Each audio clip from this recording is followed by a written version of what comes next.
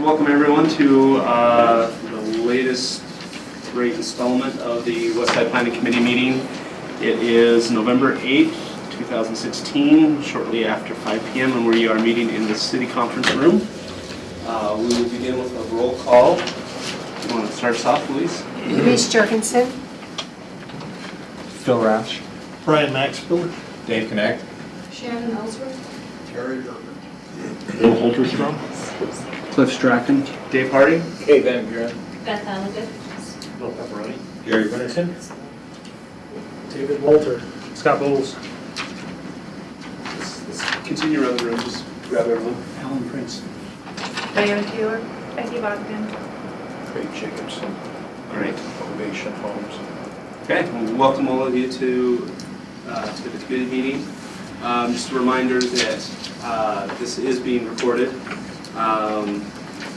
Audio is being recorded, so just keep that in mind. And we'd like to welcome Mrs. Christensen. If you'll state your name for the roll call. LaDawn Christensen. Great, thank you. All right, first item on our agenda is the approval of minutes from October 11th and October 25th. Did everyone receive those by email? Yes. Okay, excellent. So I will either look for any suggested changes that you saw or a motion to approve. Move to approve. Okay, thank you, Mr. Holstersome. Makes the motion, and Mr. Herbert seconds it. All in favor? Any opposed? That is unanimous. Okay, excellent. Our first presentation, or the discussion will now be led by Mr. Brian Maxfield. And we'll be discussing the impending Southwest area policy decisions.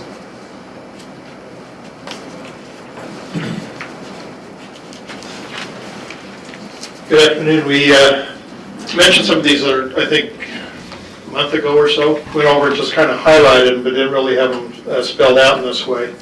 And you should have got those, the handout. There are kind of three general divisions. Two of those are fairly short. One was understood policies. And these were policies which didn't seem to have any pushback or any real argument at the time as to whether or not they go forward. These were taken out of the current general plans, and that involved the restriction of residential uses in areas designated as AR, airport-related activities on the general plan. And then the other is preservation of open space in the area south of Lakeview Parkway. And I guess, is there any feeling that there's something different on that?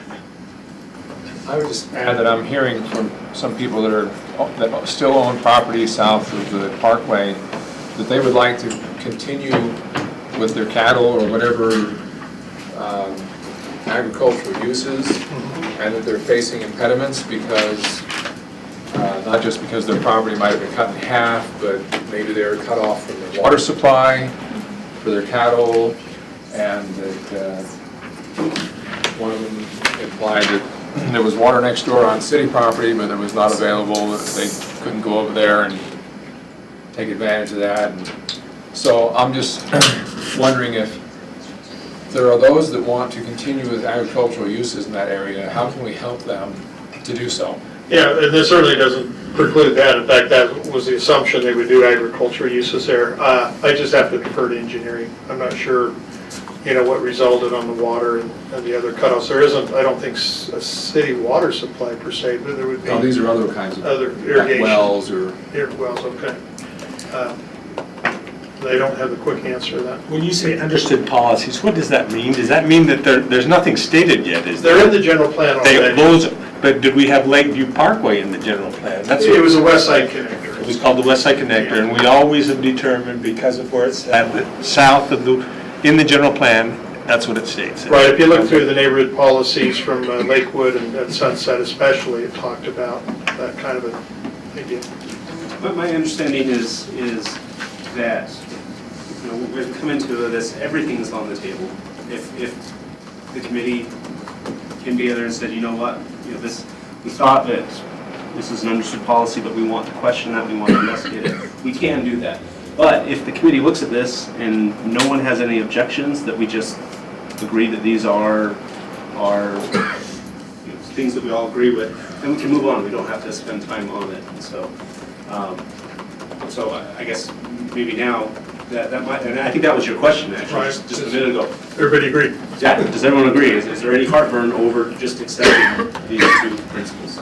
The airport-related activities, is that the airport protection zone, or is that? Yes, same thing. And I'm concerned about the wording of airport-related activities, because I think that airport protection zone could be open for parks and other things other than just airport-related activities.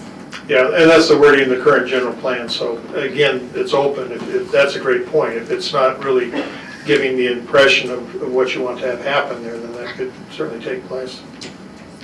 And how I would respond to that is if, right now, it's shown on the map as airport-related activities. And I agree that there may be non-related activities, you know, agriculture or parks, or there's a lot of things that someone wouldn't look and say, oh, well, that's an airport-related activity. That it's more of an airport protection zone or airport compatible. Can we call it an airport protection zone then, instead of airport-related activity zone? I think we can note that and say in the future, we'll take a look at that. But if you look at the point, all the point is saying is there's an area called airport-related activities. Do we agree that we're not going to allow residential uses into it? And if we can agree to that, then I think we To me, can. it's an airport protection zone that allows airport-related activities, among other things, like parks. Yeah. That's duly noted, that's great. Yeah, so yeah, duly noted, and the understanding, all we're saying is this area that's already been blocked out, the understood policy is we're not going to allow residential in that. Or limited residential on a large scale? Farming is what I'm getting at. Right. Because you would still have somebody residing on their farm. I think that we're not, We differentiate between agricultural uses, which you're allowed to have a house, and residential uses, which is a neighborhood. They're different things in the zone. I just want to be completely clear. yep, no, very good questions, and I appreciate Ms. Maroney being here with us to help answer this. All right. Okay, with those two set aside, the next one was one of the key points that's in the general plan or discussed or that comes up, and that's the grocery store development. A lot of the rest hinges upon whether that's done or not. And so, you know, and this one puts grocery store development, at least 7,000 rooftops, which was kind of there. We've talked about it briefly, we haven't gotten into depth, but the feeling was basically that's a minimal level. To make it a real viable center, do we need to really jump that up to something that could maintain that number? Population, Utah, it's a little bit different than other areas, and we have usually fewer rooftops than others areas need because of the number of people in a household. But the viability of the center, I think, is key because your population ebbs and flows, especially in single-family neighborhoods. You know, as kids get older and they move out and your population changes quite a bit. And you'll see that in a lot of places where they go dark eventually because they don't have that ongoing viability in the neighborhood. I think we talked a little bit about that on sustainability efforts. And so down here later it gets into the, should have jumped to maybe 9,000, but that was a later policy consideration, so. I'm not sure what you're asking us here. Are we still focused on the idea grocery store is a key component down in that southwest area, and that to make that function, we need at least 7,000 residential units total? Are you saying that we're agreeing that that's the location that it should be, or are you saying that? Well, yeah, there's two things. That's where it is currently. That's what I'm trying to catch. Yeah, if we felt that the location was maybe different, maybe that can be discussed too, but that's kind of the current one, you know, where there was actually a center approved in the early 2000s. Can I ask a question? Sorry, I'm jumping back to preservation of open space. And I know generally we're talking about south of the river or south of Center Street. At what point, when the gentleman gave us the discussion, he proposed no development. That gets down in here. Okay, We're not there yet.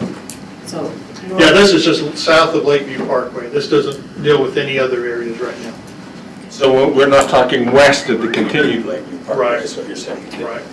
At all on this?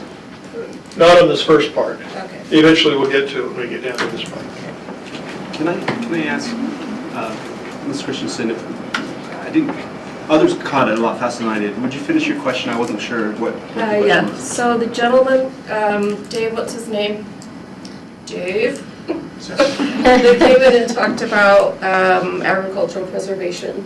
He proposed, and I would also, as the southwest connector, well, what are we calling it, Lakeview Connector, heads north and passes the river, he proposed also no development, all agriculture west of the Lakeview Parkway.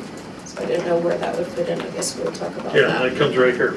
Okay. Although it's not specifically, in our, in the Because that would be southwest. north of the river at that point, correct? Right, but Okay. I think it needs to be discussed. Okay.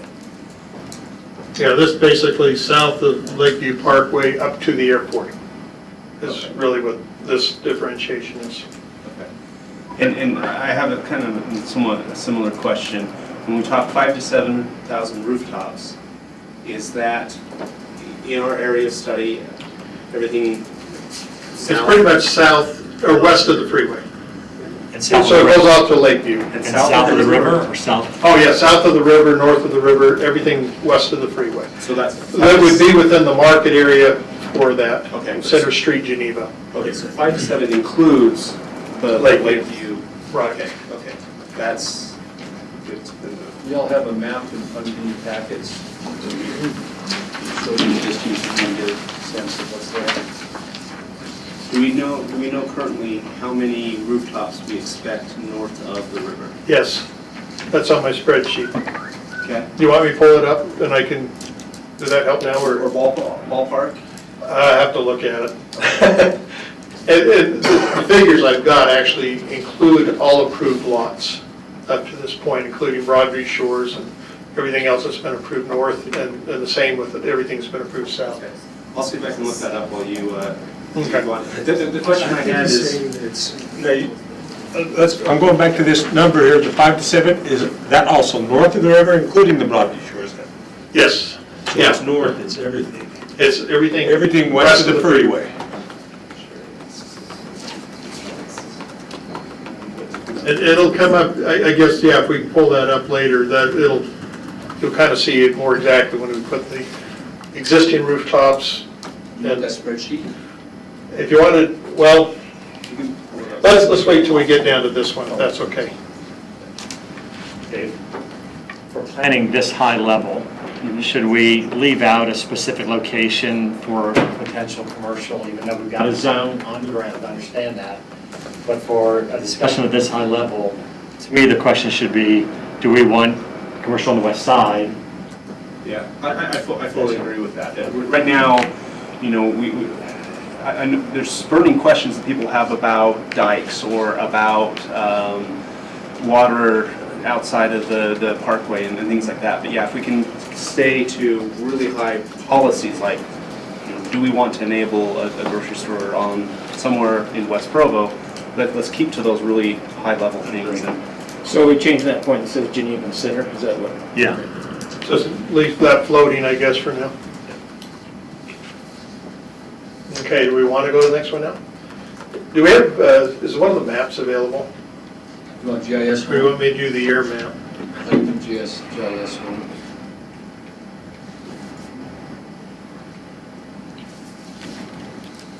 We should do this using the community development comments here, because we've got two screens, two cameras, within a map. All this is at the same if we time. could all sit there, I have no problem. Help if you use the correct keyword. Apparently typing on my laptop isn't going to do anything to that screen, so.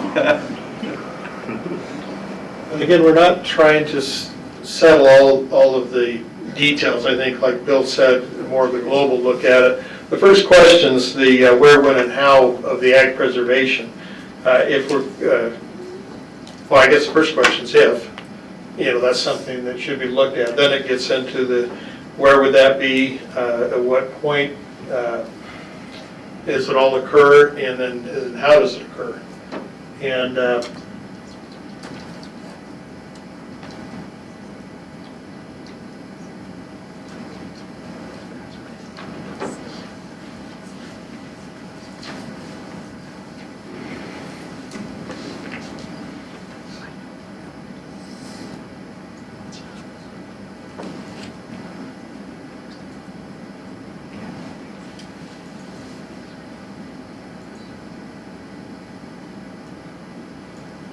Where do you want me to focus? yeah, well, let's see, I'm just here. how is everyone how are their eyes doing? Okay, here's the parkway, you can see with the loop. So what we talked about was everything south of that area would be open space, which could be ag land. The other ones that were talked about in the meeting, this is where you probably need to go out to the larger area, but there are conflicting uses through there. So, it's a point of where that occurs. Here's the airport through here, but then we get into some airport business park out in that area. We do have ag business through here with the greenhouses and also with some of the commercial store. And then as we go north, between here and the Provo River, there's really fairly little land. Keeps moving every time I click. We're seeing what we can do to mess you up here.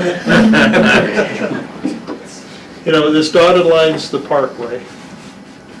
This area is already reserved because that's the delta area. So really, you're only talking about a little bit of area right along the Provo River that would come into play. And that's really where the discussion is. All the rest of this, I should say, Broadview Shores actually has a little piece that goes west of the parkway.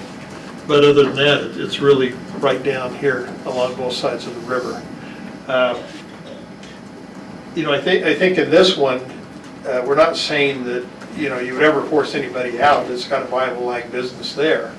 The question would be, would you look to preserve that forever, or is it a transition area that at some time in the future where they no longer want to pursue that, then they would have other opportunities. And obviously, with the nearness of the airport, that was, from the initial plan, that's why that was a business park. Now, the other one that kind of comes in on that is number 2. The area designated underneath here, the airport protection area, was looked on as a business park in the past. Is that still a desire? That could conflict because that's obviously one of the big pieces of ag land left. If you're going to preserve ag land, you're trading it off for other things. The third one mentioned it could conflict with residential rooftops if you're taking all of that area out for preservation, several hundred acres or whatever it may be. Either you've got to make up those rooftops some other place or you've subtracted. So the west side has been divided up, and I believe that 5,000 to 7,000 was calculated on 4 units per acre. Oh, it's calculated really on what a grocery store needs. Well, but there was also There was a separate. a separate way of looking at it. Yeah. right, But Bill? the 4, I don't think had anything to do with the 5 to 7. The 4 units per acre came up with roughly the same number, or what? Yes, looking and looking just south of the river. Well, yeah, but the total number does include, it's all the development on the west side and the current limitations on infrastructure. And we were told that the areas that could be developed were limited to 4 units per acre. And you still came up with roughly this number. Between 5,000 and 6,000. Right. Yeah, and I think we need to verify that, and the spreadsheet will hopefully do that, because we've got the numbers there of really how much area you've got left to build, and if you did it at 4 units per acre, what the result would be. Right, so we need to verify that, but part of it is, we were told that nothing south of the road, the connector road, was part of that calculation. Correct. And I would assume nothing in the airport protection zone. Correct. So therefore, those areas, if they're not in that calculation, were not originally designated as having any development rights to transfer if we were to transfer development rights. Maybe it would help then to give Exactly. these numbers, because Under today's zoning, there's probably 20, certainly less than 30. Existing. ability to build that many more, not existing built, but the existing right under current zoning for that many more units. So, A few, right. okay. Yeah, here are the current numbers, at least is closer than we probably had before. If you look at the existing lots and the approved developments, like Broadview Shores and Osprey, Fort Utah had 711, Provo Bay 813, Sunset 418, Lakewood 851, for a total of 2793. If you go to Lakeview and add those in, then you can see, actually that's, I've got to update the number because I think I typed in Broadview Shores alone as 1158, so I've got a different number on that. I apologize, I'll see if I can look it up real quickly. But it comes up with, here are the number of approved lots we have right now, 4631. So that would be the potential rooftops based on what's there and what's already been approved. There are approximately 870 acres, somewhere roughly in there, that we feel is really available for development. A lot of the other numbers we had before included areas that were the business park, were the airport protection area, were part of an industrial area and other things. So we've gone back and refined that. So somewhere between 870 and 900 acres is what's available. And in that, you figure there are going to be sites taken out for parks, churches, schools, things like that. So 870 is still a rough number. That could change, but it gives an idea of what you could build into an area. So if you multiply 870 by 4 and add in that many more units, that would, and I apologize, I have that on a different spreadsheet and it's there, but if you do 870 by 4 and add that to the 4630. 3480. So it does, would take it over 8,000. 8,000, then with just at 4 units per acre as an average for that 870. And then the question is, what this allows you to do, if you'd like, you can plug in an acreage allocation for each of those densities. 0 would be open space or ag protection area, or parks or schools. Then 0.2 is 1 per 5 acres, 1 obviously 1 acre lots. 4, you can see they're in the middle. And so if you say, okay, we're going to allocate this many acres to this one, that starts subtracting out the acres you've got remaining. And so that 870, if you take out anything for the ag preservation, any of those other numbers, you now have to make it up in some other place. And did you include the concept of transferring the development rights?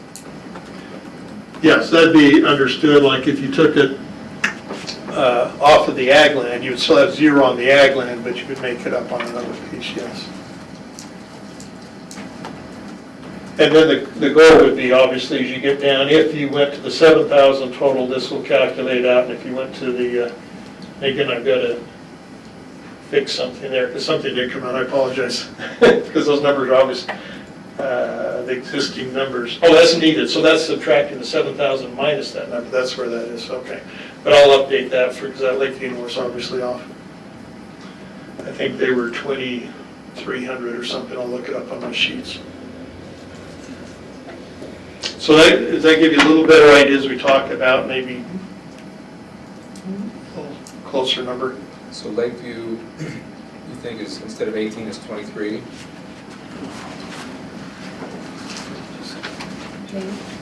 That's the number for Broadview Shores. There's also other open land developers and water and housing and stuff.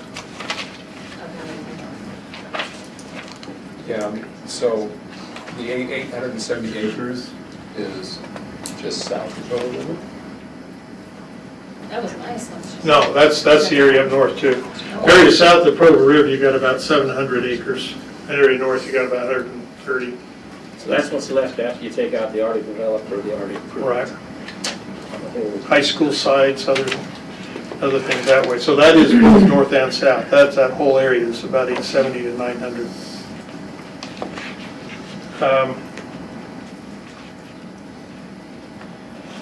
I apologize, I'm going to have to get you all, but it's somewhere, as I recollect, around, it should be something like closer to 2,000 certainly.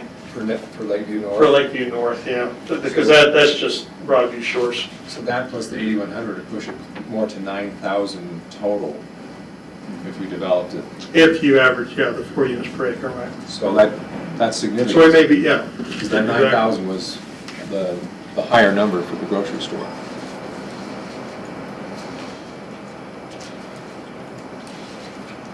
Anyway, I apologize for that, because that's gonna go us an inaccurate number, but I'll try and, as we go along, get that one fixed.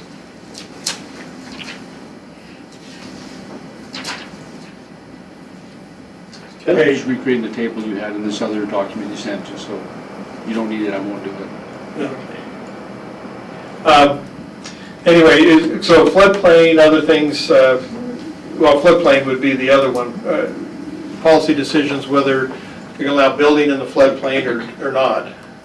And then the degree of protection that would be provided and anticipated. As we talked about, if we just, obviously you've got the existing dike system, and then the other would be, do you expand the dike system, or the other is just as is and react to things as they occur. And that is possible. You know, there's a cost associated with each of those, a very high cost to continue constructing dikes.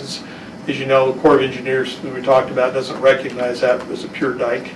The new road is not a dike, but they would be used in the sense of need. So do we have any real dikes? Probably not. Do we along the river? I'm not, we're missing engineering staff, but who wants to know that today? Yeah, so, and again, the river system is very different than the lake, effect, so.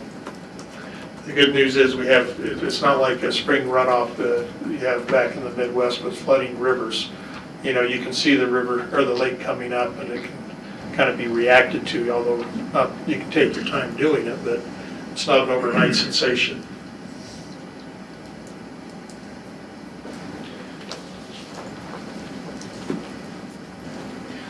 Okay, then the other, next one was commercial development. Again, whether or not there'd be airport business park, and the idea there is much like at other airports, you've got businesses that like to locate next to airports where they break down cargo for cargo shipments. Provo Airport really does a lot of cargo shipments, percentage of what air services they do have. But would there be enough demand and need to develop this into a semi-warehousing facility, again, where you're loading cargo, or even you have new businesses come in that manufacture things that get shipped out by cargo? Is there a desire for that? That again could conflict with ag preservation because you're in one of the key ag preservation areas. Next one, whether or not regional commercial development, which is this, let's see, go down below Lakeview Drive there, right in here, or not Lakeview Drive, Lakewood Drive. This 35 or so acres is down in that area, which the site situation is very desirable for regional commercial. You're right off a freeway and interchange area.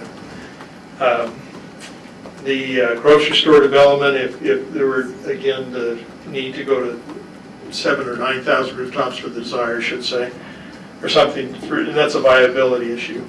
And then convenience sites. A lot of you on your maps looked at interchange areas, and would you look for small commercial sites? Convenience sites are the ones that have the Maverick or some other small retail sort of business. They're not large blocks, as you'd say. Most of the stores are no larger than 5,000 square feet. And then the third gets in, or the last one, I'm sorry, gets in professional office areas. And the one that was kind of in the general plan was a little bit of extension on Center Street. But obviously with this parkway opening, there's some definite viability in office. And again, the discussion as to what type of office that would be. Is it a real full business park, or is it instead just little ancillary businesses that are located around a commercial area? Real estate offices and doctor's offices, things like that, versus a full-scale office park. And there could be some construction elements that come into play on this. A lot of times we have this idea this is going to happen, but sometimes the costs of that, because you do have construction situations because of the soils and other things in this area. So it's a question of how big you can really go, really in a height situation. Most of the time, floating foundation or floating floors are okay, meaning they're just flat and they'll kind of move with the ground a little bit. Sometimes we do mixed use, we talk a lot about mixed use, but other times you end up with just a commercial convenience, 7-Eleven or whatever, or you may end up with professional offices without anybody living on the property. So if you had an acre that was developed as commercial and it could have gone residential, then in theory you've got 4 units to transfer somewhere else. Right. Yeah, and so anything you put in for commercial, in the same sense, any of these other uses is a displacement of those 4 units per acre. Would that be absolutely true though, because you're still impacting the sewer, the water? The commercial has, if we're basing 4 units per acre for infrastructure, we're kind of doubling up on infrastructure then. If we're taking those development rights because it's commercial, well, the impact is still on the infrastructure. So And this is a game you have to play back and forth, because you can adjust your infrastructure to meet your demand, what you're trying to do, especially since we haven't built it yet. Do we resize the pipes? Do we put them in different locations? Do you build an extra pipe? Do you build a sewage plant down here? That kind of comes into play later. And so that's why you almost have to figure out, okay, what are the land uses of, what would the resulting utility need be? And then adjust, well, we can't service this one here, so just this one, and it goes back and forth till you refine it down. But I think for the purpose of the discussion, we've kind of said 4 per acres. Right. Could go a little bit further with that. Okay. Yeah, and that's even one, if this were preserved as ag land, you wouldn't need to extend utilities or roads into this area, so seemingly you can save something from doing that if you're just relocating the capacities in some way, so. In every way, really. Okay, and then light manufacturing along the parkway. The light manufacturing, the vision for that is usually it's more truck traffic, things that would, obviously if it went through the neighborhood, that'd be a serious impact. Is there a lesser impact because it goes out to the parkway and out? And is there a need for that? Is there a desire to look at those opportunities? Getting residential development, again, it's what is the overall number of units we're looking at if it's based on the desired commercial development. And then we talked about relationship to sustainability too. Is there a point where for costs of operation and maintenance of a system, you need certain numbers to occur. Allowable mix of uses that was brought up, but a lot of the emphasis in the plans in the neighborhood, the general plan now, the neighborhood discussions get into only owner-occupied units, and should there be other allowances? Should there be allowance for mixed densities? Right now, it talks about some. I think it's in the Provo Bay plan where it says if you had a development, much like what Broadview Shores did, the development with the master plan, they would expect to see mixes of different types of units within that area. And should those mixed densities be near commercial or only within master plan communities? What are the allowances if you did go with mixed densities? And then are there allowances for higher densities in particular areas? Certainly as part of a master plan community, or I think we mentioned at one time, would you put them near some of the commercial areas, and what do we mean by higher density? Right now, with the plan, it's been talked about before, there was no stacking of units proposed anywhere. Would that be something? By stacked units, usually, that's one on top of another, rather than the higher densities like the townhome where it's side by side or attached homes. And so, that will be played out. But a lot of these, I think, will have to be played out if you're trying to fit the numbers in the parameter. If, again, that's the overwhelming need. Parks and trails, the regional parks mentioned in the general plan and in the Parks and Trails master plan. There was mention in the past about a golf course in this area, and that was when the Provo Golf Course was proposed to be moved because of commercial interest where it is now, and then the two possible locations were even up the canyon or this area. Golf courses aren't what they used to be. They're not, there's kind of a major adjustment occurring throughout the nation on those right now. And ours, To differ. I do. That's not the story that we're hearing from our Parks and Rec. yeah, I was gonna say ours is a positive revenue producer. Along these lines, I wanted to talk about the river for a second and development along the river. In some cities, they've spent millions and millions of dollars to put a water feature like a canal or something. And we've got that lower section of the river there that could be preserved for something that's very amazing for Provo and for Utah if we plan ahead. So for example, San Antonio, they have the river walk that goes through their city. And so, you know, maybe we only allow certain types of development, like maybe, like you say, recreation or golf or trails or whatever, but maybe other things like a wedding reception center or a bed and breakfast or, but, you know, maybe not industrial or maybe not housing along the river. Yeah, preserving corridors that way. Right. In open space.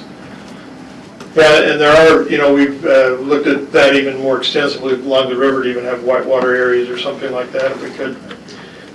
The trail network actually came into play because there was a desire mentioned in the current plan and with the subcommittee before about talking how do we extend those trails. We've got the one that went in with the parkway, but how do you extend those back in the neighborhood? One of the big problems with that one is cost of maintenance on those. You know, there's no revenue produced from those types of systems.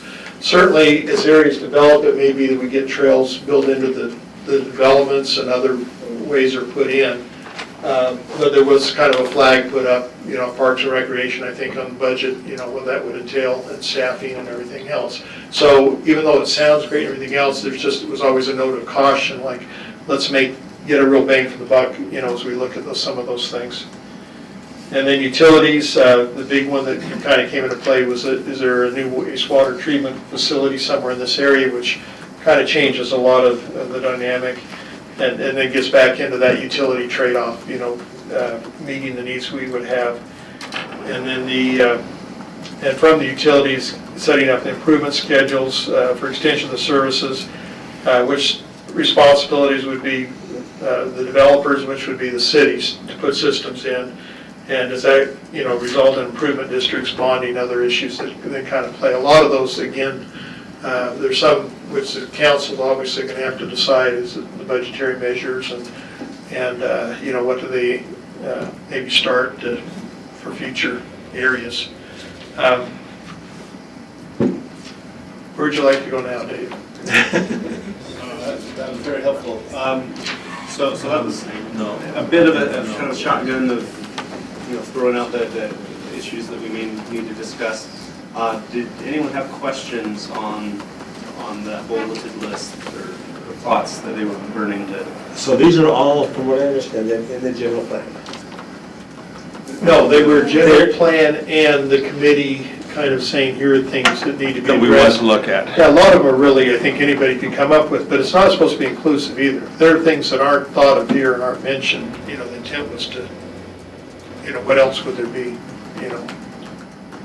So the way I see it is we've had a lot of presentations of, you know, here's some issues, here's some items, and now we're kind of bringing it all together and saying, okay, what are some of the decision points that we need to make? Where do we need to set policy or recommend policy so that community development can move forward with the plan?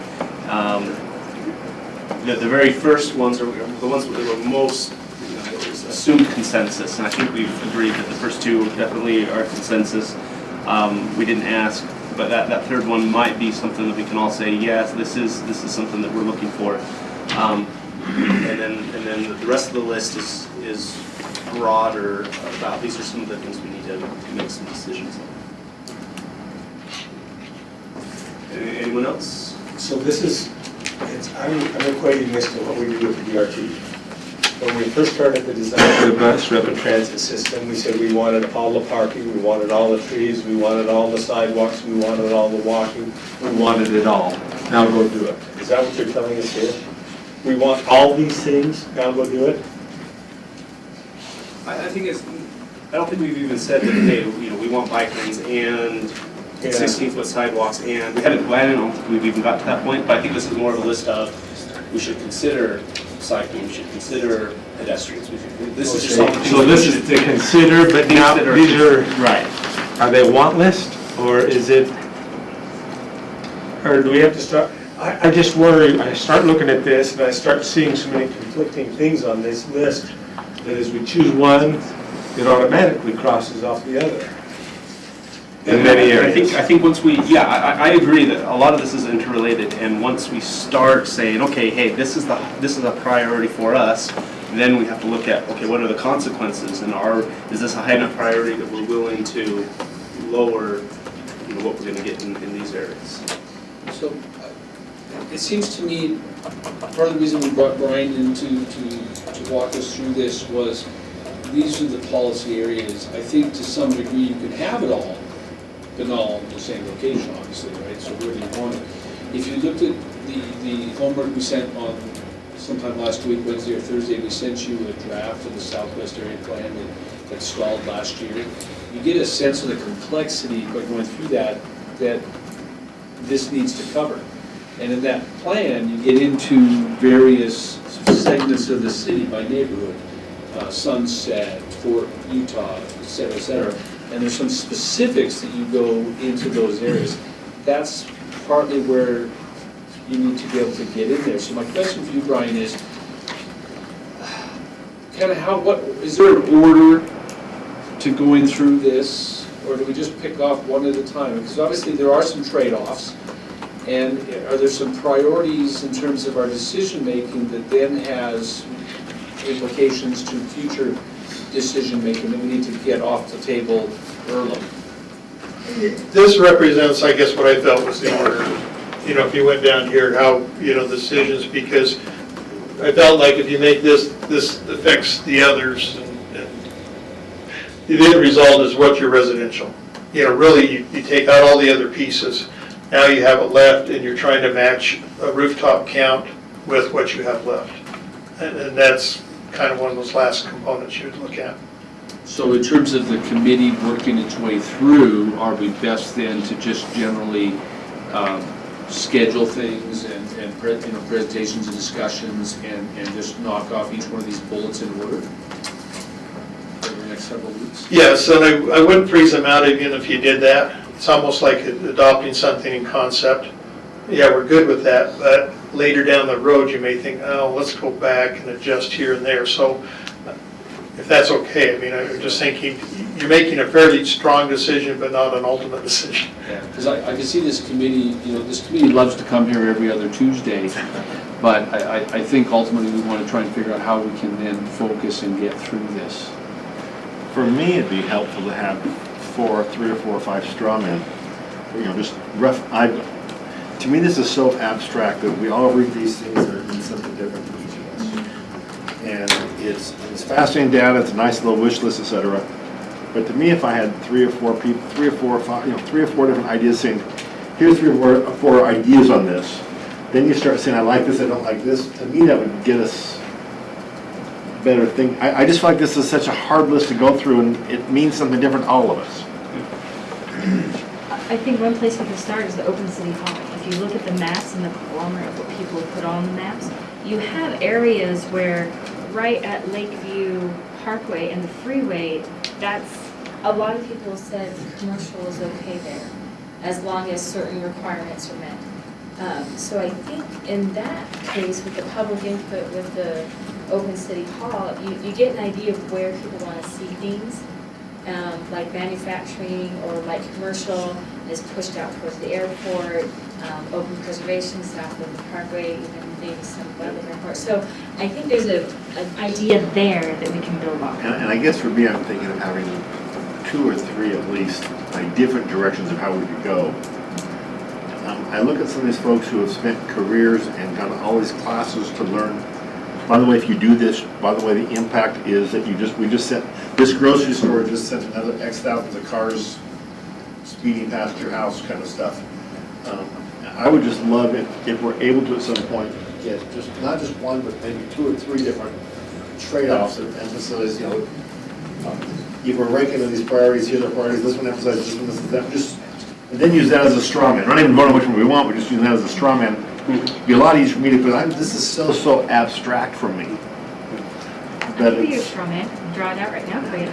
but I'm saying, having 2 or 3 or 4, but letting the professionals and others do some ideas of saying, here's 3 or 4 ideas, to me sounds easier.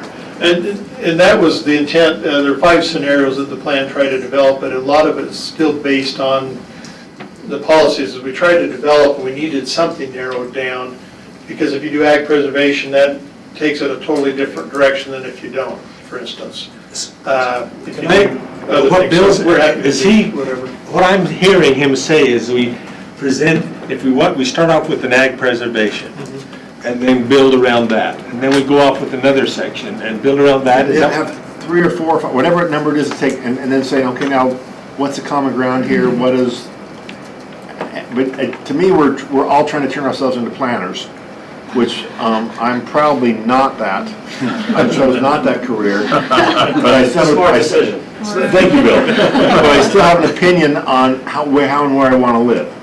And so having a few planners saying, from what I'm hearing, let's throw a few, 3 different ideas, and what do we like and don't like about each of these, might then get us to the next point of saying, okay, now we're down to 2 different ideas. But I'm just really struggling about you trying to teach me which way the sewer flows, and that's not really my priority concern in life. It may be if you're in that lower neighborhood. So, Sorry. I know there. Okay, sorry, yeah. I think- my house. I think that was great. I fully agree. I also think, though, if we can check off a couple of these policies, I think we've done, the 2, like the restriction of residential uses in the airport, the area around the airport.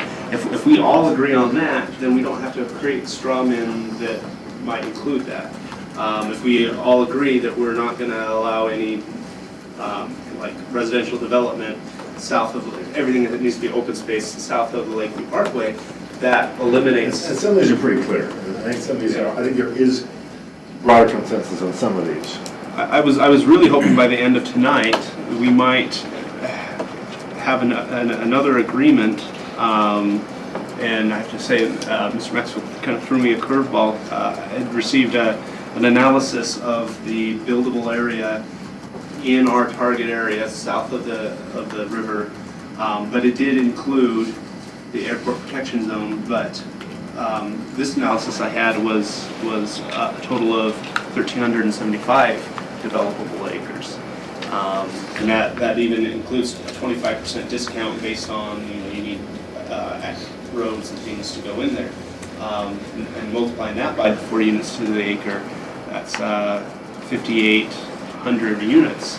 And so I think if we were able to decide on, this is the number of units that we want to provide out here, to me, all of a sudden, that sharpens the focus of, now what are we talking about? Because, if we want it at 4 units to the acre, then that's what it'll look like from the freeway out to the airport, 4 units to the acre everywhere. So that's kind of one end of the spectrum. Now, hey, we want to provide some open space, some agriculture. Okay, that's fine. We're going to keep the number of units the same, but now that's going to affect densities elsewhere. And okay, now we want a regional park. Okay, that's fine. But we also, by selecting the number of units that we're going to provide for, now we know, based on the levels of service that we were given last time, 2 weeks ago, we know how many acres of parks that the city's committed, based on this population. This is the number of acres we need to set aside for neighborhood parks. And then it becomes just a question: where's the best place to put those, to divvy out those acres? And maybe that is a trail system. I mean, if people were so passionate that we need a trail system, I'm sure we could work that out with Parks and Rec. It just means that we may have less neighborhood parks. If if, I think an equestrian park is a great idea.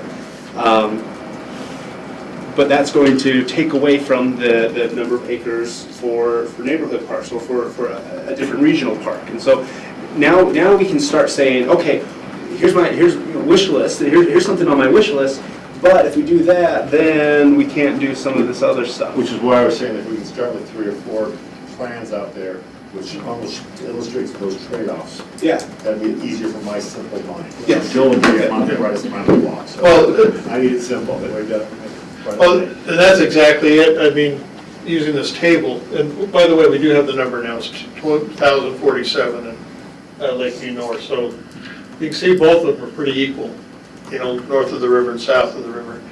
But for instance, this chart here, if you type in 100, say you want a regional park, if you type in 100, then at the end it says, okay, you now only have 770 acres to allocate. But it doesn't jump your population at all because nobody is living there. And so that's the idea, is if you plug things in, that as we check off these things, we'll come up with okay, how many acres do we really have that we can put these residential units on? But what threw me through for the loop is the analysis that I was given was 1,375 units, not 870. Yeah, and that was looking at, Acres, yes. We found out it included a lot of areas that are not, like the airport overlay and some industrial areas, some other ones that a lot of acreage was added in that isn't ever going to be residential. Okay. So, as a starting point, we need a concrete number. If 870 is the number, I want to see the map. Where are those 870 acres? That's a very important starting point. And with the 4 units per acre, we already established with the current 5,520 that are either existing or approved, and we add the 4 times 870, we're in the ballpark of the 9,000. And so it's not like we need to necessarily up the density from 4 per acre, which I've heard some people say, we need 5 or 6 per acre. So let's get something fixed. Is 4 per acre good? Because it's going to cost a lot more in infrastructure to go higher, because it's an infrastructure limitation right now. I think Mr. Maxwell. Yeah, if I just clarified, the general plan right now says 4 per acre per project. That would be understanding that all the projects are fully built to 4 units per acre, or again, that you're not subtracting land out for other uses.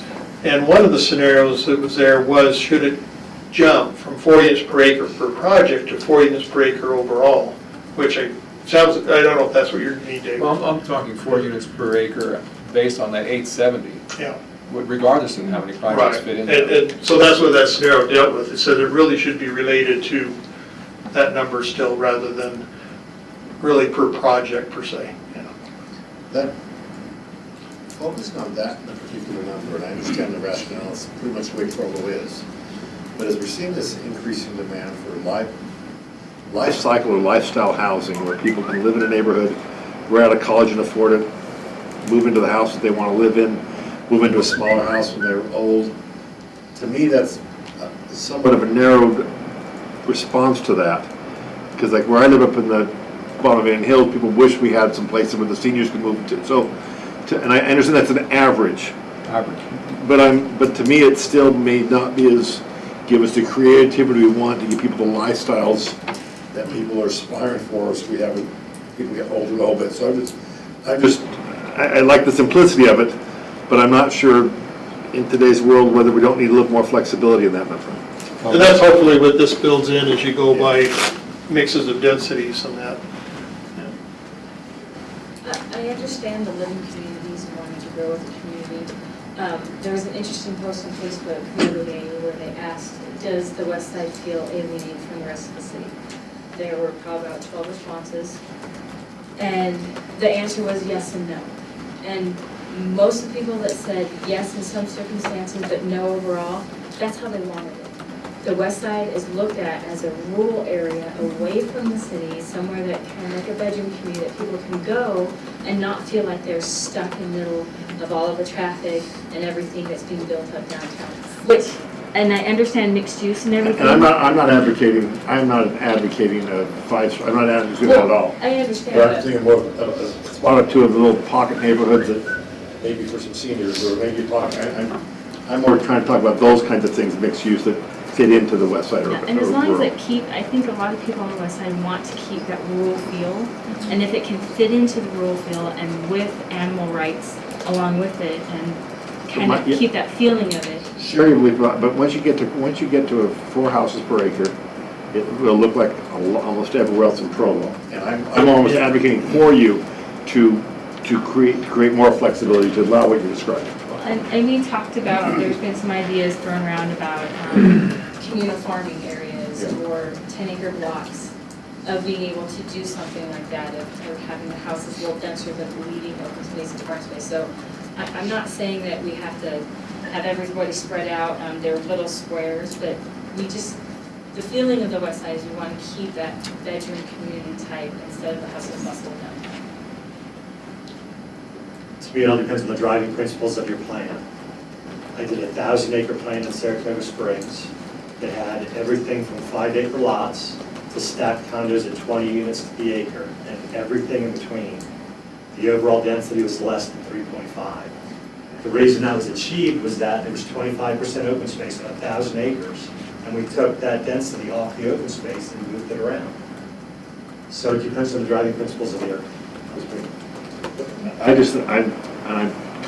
like that concept, but I'm just constantly on these trade-offs that I don't know how to get to. That's why we're here. Seems to me one thing that you want to consider, if you want a grocery store and you stick with 4 units per acre, you have to get, say, 7,000 or 9,000, you're pretty much out to build out before you get that grocery store.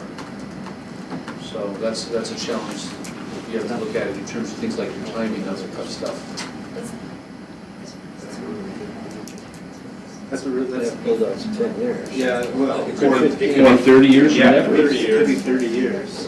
Well, is that a really big grocery store? Because I didn't know this before, but I heard people talk about there was a small grocery store right there on Center Street before Smith came and tore it down. With the Small. rings? I don't know, I'm just saying that you have to look at that, because you talk about if your total build out is there.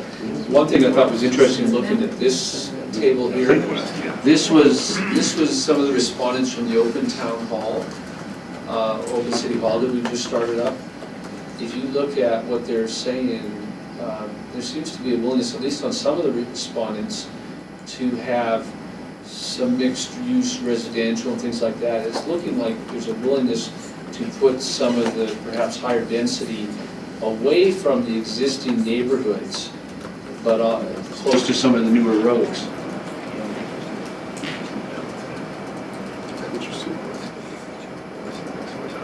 And I think this is definitely something to help inform our conversations, but I think one of the reasons to have a committee is to pull people in that are willing to really dig in and study these issues. So the information's not quite so much just, kind of shooting from the hip, like, hey, this. So Dave, the planning department is happy to produce the scenarios he's talking about. To me, what would be really helpful before we do that is some consensus on high-level principles or high-level goals on this committee. Because I would rather not spend time doing those and be heading in the wrong direction. So, I still have the maps Terry gave me from the previous efforts, and I'd love to see those maps put up here just for informational purposes, if nothing else, to show the results of all the hard work that went before us and what their potential scenarios were, and those maps showed it. Was it more than one scenario? But Yeah, that was 2 years ago, October, that last. yeah, and Bill, you say you want several scenarios. Well, there have been some that have already been created. I appreciate you saying that. It's like, I don't mean an exercise that 12 different groups already established you shouldn't build that block. I don't want to have to go through a whole month's exercise to discover I should not build on that block.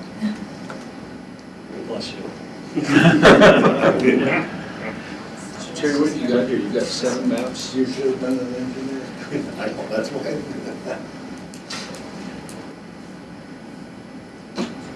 This is on its side, by the way, but These are the maps you're referring to, David. No, there's some that had the acreage, is that what you mean, David? Or Terry, those, if these look familiar, let me know, but you actually brought them? Are those elevations, or what are we looking at? no, those are acreages. Yeah, that's without, Do I ever throw anything away?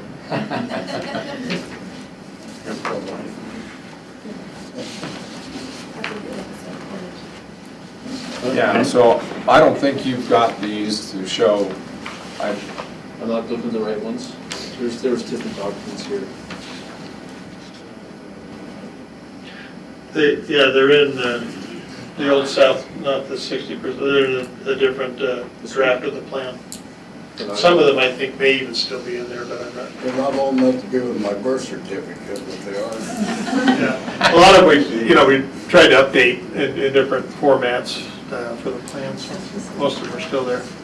And Bill, your point of not just starting with doing a plan of Ellis review, that doesn't make a lot of sense. But I think some of this detail is more minutia than I know how to answer. But if I get asked questions of what kind of lifestyle I'm wanting in that neighborhood, I can answer that a lot better than I can say how many units belong to an acre. I'm not enough of a planner to know exactly what it means to have so much per acre, but I can say I want this and this and this, and I don't want to fill this and that. So I've been hearing some of those themes talked about here, from open space and agriculture to not making sure that we're flooding our basements to not whatever. And I'm not sure that we're being asked questions that are more technical than our skill set. But we may have principles of how, maybe they're not for yours, but for my skill set. No, they're not for mine either. I'm just saying, if we can bring it down to, do we want agricultural preservation or not, yes or no? I mean, that would be a big question. Well, when Bill talks about the driving principles, is Well, and that that's what you're what I- getting at there? I mean, it's the examples of, yeah, that maybe that would be the best place to start, because that will not only inform the straw man or the scenarios that are developed, but that helps us to frame what it is we're looking at. And so I would be very interested in hearing, well, okay, what are the driving principles we need to decide? Also, I mean, do we want agricultural space? Yes. Do we want open natural space? Yes. Do we want parks and recreational area? Yes. Do we want businesses? Yes. Do we want conveniences? Yes. Do Okay, we I'm want sorry, I should be residential? more Yes. Do specific we- about my question. Okay. Do we want agricultural space north of the parkway? Okay, but what I'm getting at is we can have all of the wish list of, yeah, we want this, and we want equestrian trails and an equestrian park, and we want, all of these things, and if you ask any of those things, do we want that? Well, yes, we do. But at what trade-off? And that's what I'm getting at. If we decided on a number of units, then we can say, okay, if we do this, if we set aside 200 acres for agricultural, that means, to get the number of units, that means we're gonna have to have, on average, 5.5. Now, how do we, we still have whatever the number of units, how can we best configure that? And now we can say, well, some of this we want really low density, and kind of that agricultural, residential agriculture in this area right next to the agriculture. Okay, great, but now we have even more units that we've got to get somewhere else. Now, what if we do that higher density right along this corridor? What might that look like? How can we configure it? And maybe we say, you know what, that's too dense, we're not comfortable with that, so we're going to actually scale back some of the agricultural, so we don't push ourselves into that. And so, Well, that's exactly what I'm saying, but if we can set the, yes, we want agriculture above the parkway at 200 acres, and yes, we will allow mixed-use residential, then they can go ahead and make plans based on what the committee decides to do. And I think I'd like to hear that decision by itself. There's 600 acres of land below the road, just between the interchange and the airport protection area. Is 600 acres of agriculture enough, or do we need more than that? If we need more than that, then it's going to have to go over the road. A lot of that property that's owned by the city is hands-off. Only some of it can be used for anything. When we were down there, they said, it's a kind of a preservation, wetlands or whatever, and nobody, you can't even put cattle on it, it's just nothing. That's what, my question would be, are you gonna zone for animal rights? How many horses can you put on, you know? Can you have an acre lot, you're gonna zone some acre lots, 2 acre lots? A couple for the really rich guys who wanna come buy that. Right, those are the kind of questions, kind of trade-offs that we have to make. When they say rural, you know, do you want your neighbor to have some horses? I do, but. And are you gonna provide a trail where they can take the horses to make it somewhere where you can easily keep animals? Do we care about home affordability? Do we want this place to be kind of a Summit County where only the rich people who, or do we want, or do we want, I'm not saying where we are now, I'm saying where we're going. Well, maybe Because the families that already have it, they don't have to be rich, they'll just keep it. They'll become rich when they sell their place. and they'll become rich when they sell it. Right, and so all of these decisions are, I don't think there's any bad decisions, it's just when we make a choice, it will have consequences. And there's only so much that we can fit in here, and so we need to decide where the priorities are. And Can we just start at the top and say yes or no on some of these right now so they can make a plan? I think, I like what Bill said though, I think we can make 4 plans. Well, that's what I'm saying, say yes or no, and then, So, well, that's a- I'm giving you a lot of- We're talking something simple, by the way, Bill.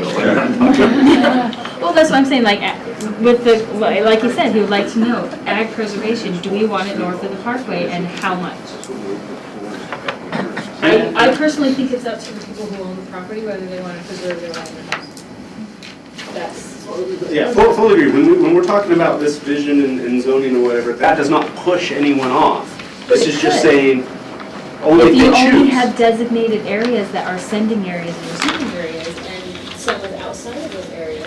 We're getting really low on the details now. Let's Okay, keep it really high. Let's keep it really high. We can say that, yeah, we can say this So- area.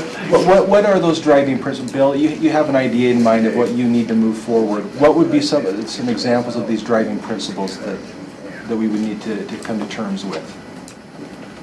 I'd like to hear consensus as to whether or not you want to pursue commercial use on the west side. Is that going to be a goal? That's pretty broad. Yeah. That's pretty broad, and that might be something that we could come to agreement fairly quickly. I doubt there'd be many people who would say, oh, absolutely not. Now, I have a couple neighbors who would say absolutely not, but I think they're in the minority. But that's something that we could come to terms with fairly rapidly, I think, for that. So, yeah, please, is there anything else? I think along that, if you say, yeah, we want some commercial, I think it's a pretty consensus too, that we want a grocery store. So that leads to, okay, then if we need a grocery store, then we've got to have 9,000 units somewhere. So that kind of makes some of the, Yeah, and I think Kinda walks us the down the question road a of little bit. density right now might be a little scary for a lot of people. And so we can get there, but I think we have to understand and reconcile some of these higher order things, I think, before we even tackle density at this point, because that's a scary thing. We are committing to something that seems pretty concrete at this point. I personally am not ready to go there tonight, for sure. But again, I'd like to hear some of these higher order things. But aren't you going on a higher order? If we want commercial, we have to have the rooftops? You have to have some rooftops, but what are the other considerations? What are these other things as Right, well? and so that's what Bill was saying. Yeah. Okay, one plan is a commercial plan, and this is how it will, all the dominoes will fall after that. One part might be an agricultural plan, and one plan might be a combination of the two, and I don't know how you. I'm saying something very simple, but I'm going to just question my good friend here. Not question, I'm just saying, I keep hearing the grocery store, but then I hear people pushing back on the grocery store. It's an interesting strategy to build all of our whole objective as a grocery store. Is that one of our highest priorities? And I've heard so many people say that in the last 10 years. Yeah. And I'm really curious of the assumption, and I don't question you at all, I'm just saying, do we know that's one of the highest values, or is it just, that'd be nice? It is a very high value, but I think we can trade-offs there, because I don't think we need a mega store out there. And I'm not sure how big a grocery store the numbers are based off of. But you can have a small corner grocery store that services the area without Too having. many of those left in the world. Yeah, I understand that. that's what we're Value getting into, price market of reality. the store. Speaking of staff, it's one of our highest priorities. Say that again? We've been told it's one of our highest priorities. And I'm just trying to validate. But to get to your point, Or so, that really is the highest priority. so to get to your point, I don't think we're talking about 145,000 square foot Walmart supercenter or 200,000. I mean, there are a variety of offerings that are starting to come into the market, particularly the European models like Aldi and Lidl, which are 27,000 square feet or smaller. Amazon's recently announced a plan to start doing smaller scale format stores that could be. Your day's markets are Correct. 35,000 or whatever. Correct. Yeah. And would those take the 9,000 rooftops? That's. A lot of times, yeah, that's what you have to know by individual stores. Some of them require the same number of rooftops that a large store does, because, you know, it's a scale of what they charge for and everything else. So, and even like, for example, Kroger, which is the parent company of Smith's, they have a variety of offerings within their portfolio that, you know, there's a new concept called Market and Buying, which is 27,000 square feet that they've unrolled in Washington State. They recently bought smaller scale formats that, so they're experimenting with smaller stores as well. So it wouldn't necessarily be 95,000 to 150,000 square feet of just a large grocery format. Can we say for starters that we're considering the option of commercial development on the west side, which may or may not include a grocery store at this point, just so that we can move forward with that? Is that something that's doable?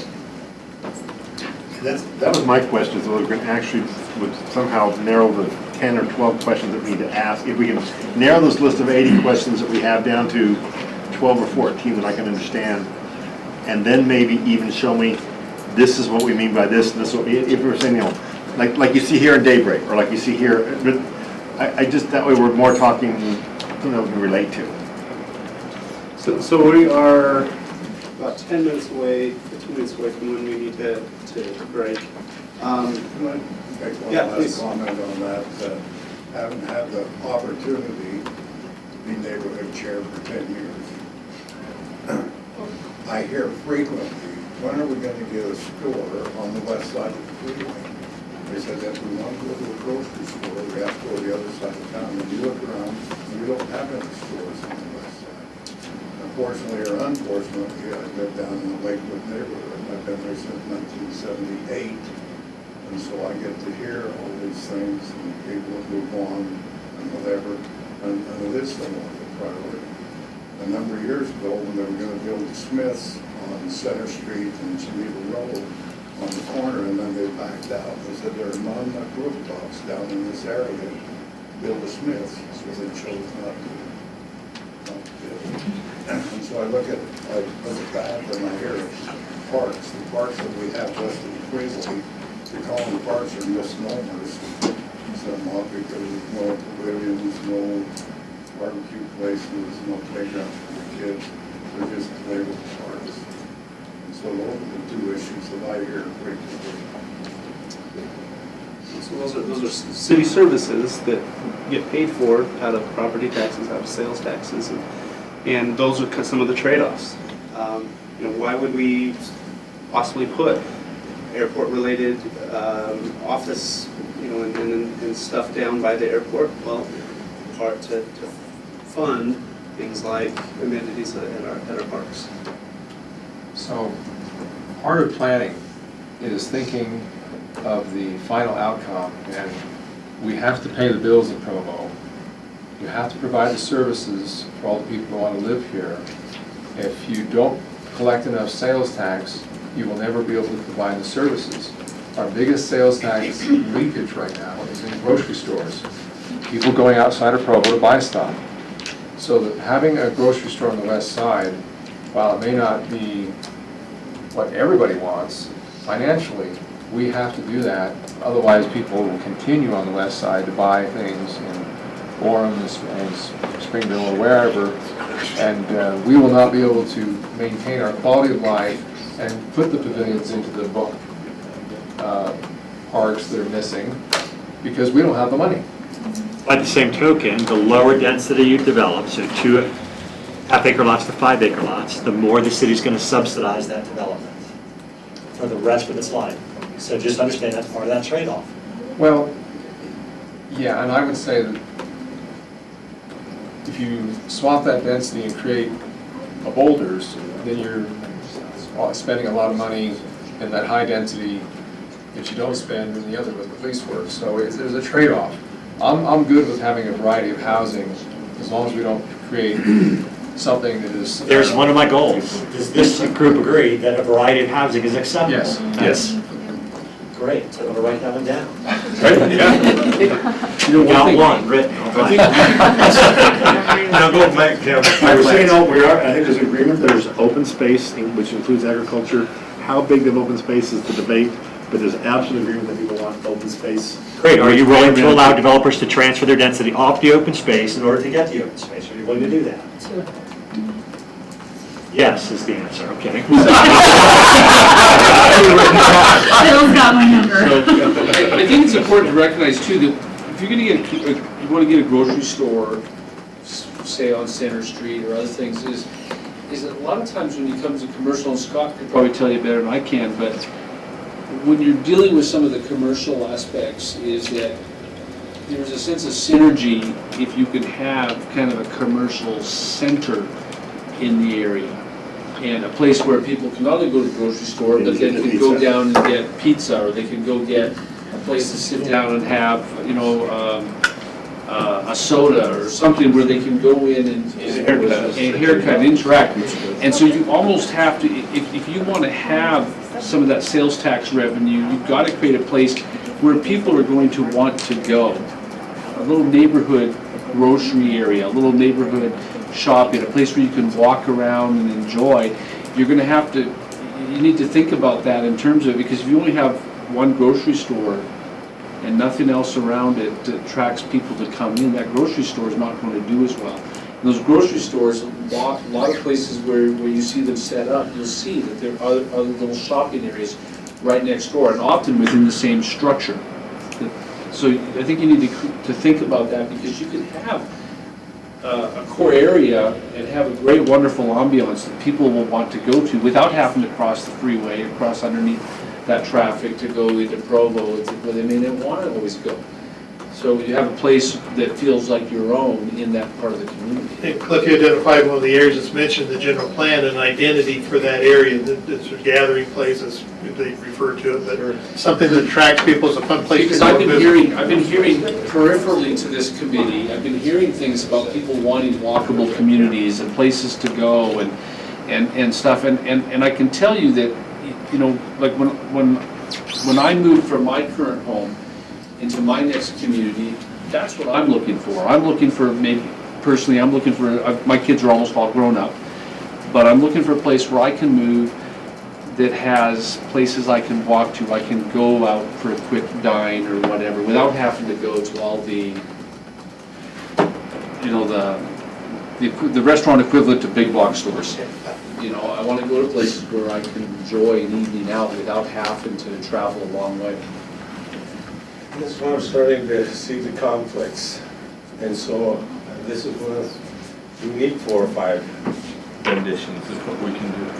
So can I propose, as we're running out of time, can I propose that we ask community development to come up with 4 or 5 straw men, kind of Shreds. Charrettes? Shreds. Or yeah. I think that's what they're called. Okay, charrettes. The idea, just some ideas on, this is how, if we make some of these decisions, this is how it might look. And if we make some of these decisions, this is how it might look. And Something simple, but just get us in the direction. yeah. Is that consensus with everyone? Okay. You have a presentation? Yeah, I would also like to see what was done a couple of years ago as one of those shreds. Yeah, thank you. And I was going to say, please refer to what's already been done and take a look at that as well. I guess I will skip over this, but there's some interesting things you can do with 10-acre blocks. And I don't know Mr. Holsterstrom. Bill. Bill, Mr. Bill. I don't know if this is somewhat, this is quite dense, probably about as dense as we would consider potentially. But the idea that in a single 10-acre block, this has some large homes, some homesteads, I think is what one of these are called. I mean, this might be a 5-6 bedroom home that you could raise a family in for a long time. But you also have, there's townhouses that are there. There's the cottages, kind of the pocket neighborhood is what we've kind of referred to them recently. But single main floor living for older folks. And you look around Rock Canyon Elementary School, within 3 blocks you have apartments, condos, horse property, R4, I5, R3, you've got it all within about 3 blocks of Rock Canyon Elementary School. That's why I use that as okay. And this would all be within a single block. I mentioned, I think last time we were talking about density, and I said, if I'm not mixing my meetings up, I was talking about how I think in general, overall, in Utah, we've done density pretty poorly. And so when we talk about townhouses, townhomes, I think townhomes is what we often call them. And we think of something like this, and you'll have 5 acres or something, someone will put in 80 units of townhomes, and they look like this. And people say, that's not the neighborhood that I want here.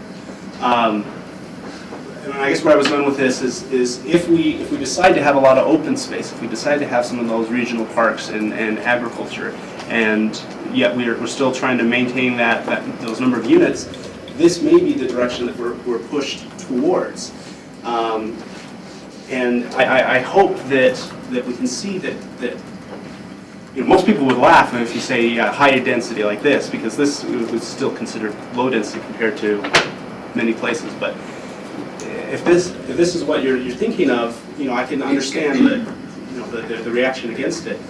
But with a little bit more architectural detail, with a little bit more thought, with a better layout, get to something that maybe isn't quite as objectionable. Here's again, same kind of concept, but Dave, I like these. My concern is that we've become in Provo, we're so used to the white picket fence with a house in it that this is really new to us. And we're not quite, I don't know if people are ready to accept this, especially on the west side. Let me ask a question for you, if you could.